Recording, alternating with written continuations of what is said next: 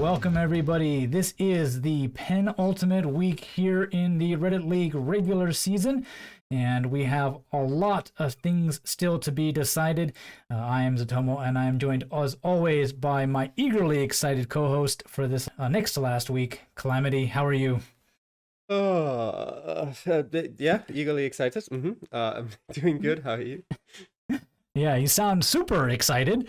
It might have to do with just the time zones, but yeah, I'm doing pretty great. I'm really excited to get into this matchup because we have for you all today, we might have been able to even call this at the beginning of the season, the most important matchup of the entire season. And it does turn out to be like that. Mr. Blue up against BOKSA, number 1 up against number 2. Yeah, Calamity, this one is going to be very interesting. Yeah, well, I wouldn't call it the most important match of the season, considering, well, there's nothing on the line. But I'd probably say the most important match is going to be the final. But if you're talking about the maybe the highest skilled match, then I'd put my signature below that. Probably would have been hard to tell for BOKSA since we didn't know him too much of him yet at the start of the season, but the more it went on, the clearer it became that this was probably the matchup that was going to be right at the top of the table. And their stats look pretty similar.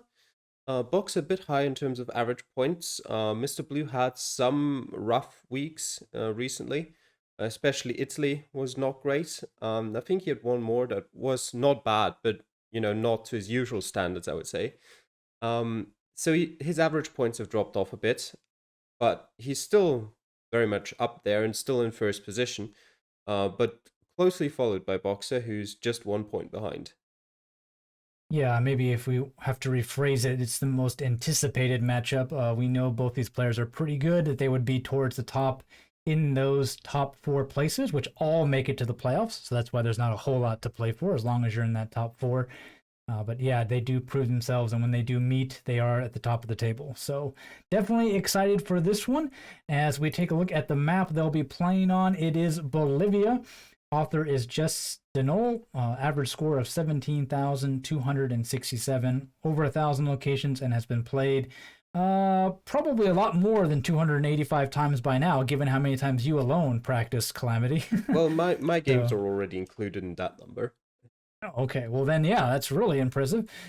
This is a relatively new map then, and yeah, from your practices, I know you've mentioned that it is a kind of very practicable map. There are distinct regions and cities that can be quite recognizable after a few passes at them. So definitely, do you think it's going to come down to who practiced Bolivia the most, Calamity, or is some general skill going to come in here? I think it might be partially that, depending on the locations. I think with some locations, it doesn't matter if you practice like 10 games or 100 games, you're always going to get them because they're not too difficult. Probably still need to practice those 10 games and not just go into it blindly. That's never a good idea, especially for Division 1. But for some of those locations, it's not going to be too important. And for some other locations, as I think we had one in Division 4, which we're not going to cast anyway, so I can mention that. That I've never seen in 117 games, which was just in the middle of nowhere. So even all that practice might not help you all the time. But in general, I think with Division 1 especially, and with the skill those players have, a lot of the time it might come down to pinpointing in Bolivia because the margin of error you have is quite small. You can only be 14 meters away before you start losing points. And the map in Bolivia isn't particularly amazing. There's quite a lot of areas where there's houses missing, there's streets missing, and, well, it's hard to tell sometimes in Bolivia to begin with which streets are supposed to be on the map and which aren't because, they're just dirt paths going off somewhere from the main street. But yeah, I think if they know all the locations, which is likely, or find out enough in those 3 minutes, it'll most likely come down to pinpointing. Okay, yeah, not the fault of the map maker here, just that Google Maps in this country is not the most accurate. So it could prove a unique challenge for these players as we get into this one. So yeah, let's do that. Let's hit into round number 1. And we start right off in BOKSA. Yes, we're in Bolivia. Yeah, I would assume he knows exactly where we are in terms of rough landscape, because this is quite clearly one of the roads that are north of Santa Cruz. Hard to tell which one it is specifically just from what we see here. Mm, But there's, funnily enough, I don't think it's a follow car, but there's just, as you saw at the start, there's this white truck that sort of follows you down that road. And yeah. I think personally is randomly there, but I don't know for sure. But that's something to remember, as BOKSA actually there sees the town name of Minero. There we go. And he zooms in to look for that. Yeah, I don't think it is like Nigeria where there's actually a police or escort following the camera. More maybe just the car was driving along the road at the same time and Yeah, this right place, white right car time. that you saw see on BOKSA's Yeah, screen right there. Um, and the city name does have him help pinpoint that location. Now to the tricky part: what's on the map, what isn't on the map. yep.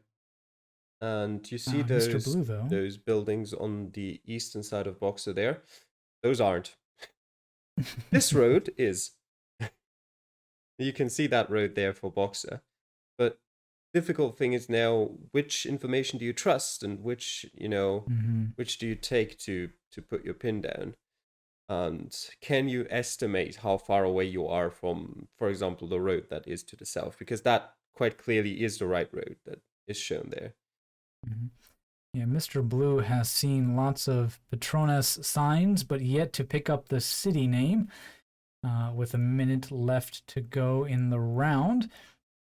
But yeah, Calamity, definitely confidence as BOKSA is just a fair bit off, guessing a little bit early. Now I bet he wishes he spent those last few seconds actually pinpointing a little bit, 4997. But maybe given the actual road, that's Yeah, not a bad guess. So, the thing is, he wouldn't guess if he wasn't confident that it's the right place. He wouldn't guess so much earlier. So I don't mhm. think more time would have helped him massively. Um, he just chose to trust the buildings to his east, which weren't on the map, more so than the road to the south, which he ended up way too close to in the end. Mm. But yeah, Yeah, it is a tricky thing. As well, Mr. Blue will see a blurred out sign. Won't give him too much information quite yet, but I don't think that's even the town nope, name. And nope, that's Brazil. Okay, so he does know we are north of Santa Cruz, but he doesn't really have a town. 3,704. In the last second adjustment, we saw it last time we casted Mr. Blue Calamity that he's been really cutting it close in the last few matches here. yeah, and I'm also pretty sure where he guessed exactly doesn't have coverage. Hmm. But I'll quickly look that up. At least I don't think I've seen that. Give me a second. No, it doesn't. Um, so again, maybe just not having practiced that much, maybe not too familiar with where the coverage is. Because if you do go like he did there north of the main road here, the only road that does lead Hmm. north of it is the right one that has Mineros on it, or Minero. Um, and the one he went for does not have coverage. So yeah, Well, I think it was definitely a last minute panic click for Mr. Blue there, just saying, "Hey, I know we're somewhere in here. I have no time." Click, put a pin down, and yeah, I wish he would have had maybe another 20 seconds or so. Just not seeing the same sign as BOKSA did, and obviously not quite as familiar with the area to even begin to look for something in that one. As we'll jump into round number 2 here and continue our talk. But it's one thing I wanted to mention before they both guessed was that, yeah, kind of confidence and just trusting your kind of GeoGuessr gut can actually play a big role in matches like these. So, yeah. I think it's less so just for how many points you get or something like pinpointing, but more so mm, just for what, like how confident you are just for generally what you do. Like the less mhm, confident you are, the less or the more illogical decisions you make while playing. Um, yeah. and the more you doubt yourself and maybe you know, you're like, maybe it's this, but maybe it's this, and you bring in possibilities that don't even really exist, and then go for the wrong ones. Yeah, just kind of doubting yourself, not trusting what you see. So you actually have lots of information, and that's really helpful, but you second guess all of it and end up making a worse click than somebody who just said, "Yeah, I just read the sign and used it." Yep. So, and we are in a suburb of La Paz here, a pretty recognizable city. Not really. And We're in El Alto, not in La Paz. are we over? But Are we across the border? yes. Okay. Well, Uh, the city boundary rather, not the border. But yes. We're quite far actually over into El Alto. But yeah, this one's a very easy round for two reasons. First of all, we had a location quite close, like a couple streets over in one of the other seats. But secondly, this road in El Alto, for some reason, has the road names at pretty much every corner. I don't know why this road specifically, as Mr. Blue gets a perfect score there, but this is probably the easiest road to get in all of the combination of El Alto and La Paz. mm. And sure enough, they'll both pick up the ace. But yeah, I saw them zooming in on the city Calamity, and it was a bit tricky to tell where one city ends and where the other one starts. So I wasn't quite sure if we were way west La Paz or not. But Yeah, it's apparently we hard were to not. tell if you don't know, because you kind of see the airport south of El Alto, and you're not sure whether the part that's south of the Mhm. airport is part of La Paz or El Alto. But it's the border between the two is actually more like it's a northwest southeast going line that starts sort of Mm, at the airport. So it goes more into the east rather than cutting off into the west. okay, that helps for sure. Yeah, so a pretty straightforward round in a very well labeled location, and of course, both of our competitors here pick up the ace in that one. And let us kind of adjust here and get into round number 3. Mr. Blue spent a lot of time in between rounds last time, Calamity, trying to make sure he understood what went wrong, what he might have Yeah. missed. But with this one, doesn't need to do that. And just a quick adjustment of his sitting posture, perhaps, and we're into round number 3. And again, lots of good signs with two probably Yes. smaller village names right at the beginning here. I mean, Potosi is one of the biggest cities in Bolivia. But Oh, yeah. I was looking at the Kurari and I was like, I don't know that one. But Yeah, it's that's not that big, yes. But I like what BOKSA is doing, which is once he starts a round in Bolivia, he sort of looks around a bit and then just puts a pin down with what he's seen so far in terms of landscape and maybe like slight clues. Just to have mhm. something down and have a general estimate based on landscape. And it can also be quite helpful to remind yourself later on if you found a bit of information and maybe you would have forgotten, as Mr. Blue actually finds the town name there, maybe you would have Mhm. forgotten what exactly he was looking at in terms of landscape, because that can happen. You can get blinded by maybe a city name somewhere or something and put it in a non logical place just because of that. Yeah, very nice city sign as well as some road signs for what might be around the area here. That's a very good entry gate. Some of these South American countries have them for their little towns, and it's quite helpful. Yep. And sure enough, Mr. Blue will figure it out.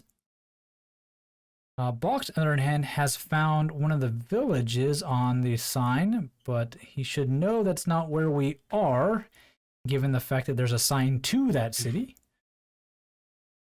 Yeah, he's not moved far, I think, yet. Um, I don't think he's even tried to find anything else. He's just used that one sign. If he moves down the road a bit, uh, he might be able to find the signs that have been helpful for Mr. Blue. And sure enough, there he goes.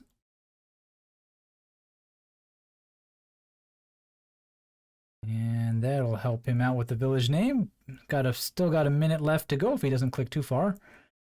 And see if he can find that village. He already knows the general area, so it shouldn't be too hard for him to adjust his pin.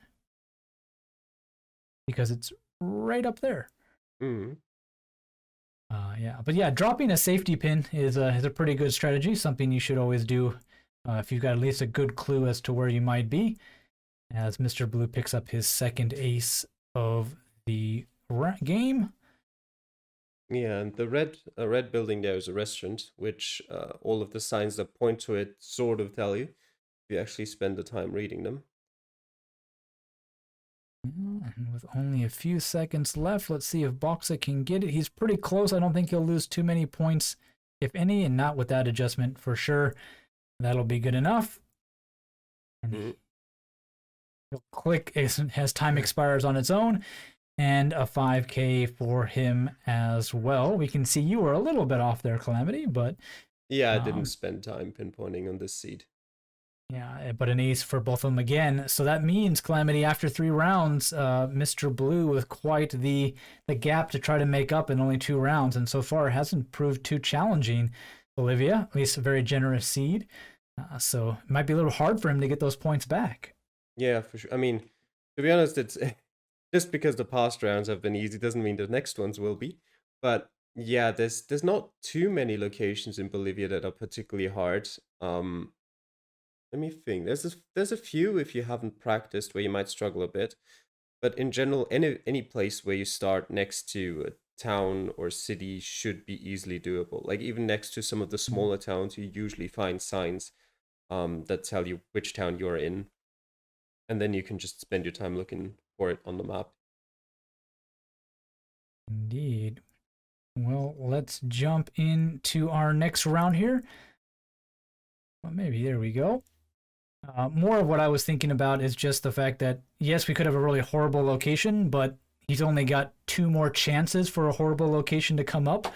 Yep. So just that the probability scale is ever shrinking for him there. And with that sign, it's got 1 more chance. So a beautiful administration of Bolivia, of Patereres, probably what's that, a city or a state? Patacamaya is the important thing there. Okay. For the actual village, I think carreteras just means road work or something like that. Oh, okay. Yeah, I need to brush up on my Spanish. I mean, I don't speak a word of Spanish, but that just makes sense to me based on what I know of it in other languages. Yeah, carretera means street, basically. Okay, so just basically a highway administration and their public works. And a nice little village there, and yep, they both are pretty confident within the first minute about where we might be. Now it comes down to pinpointing again.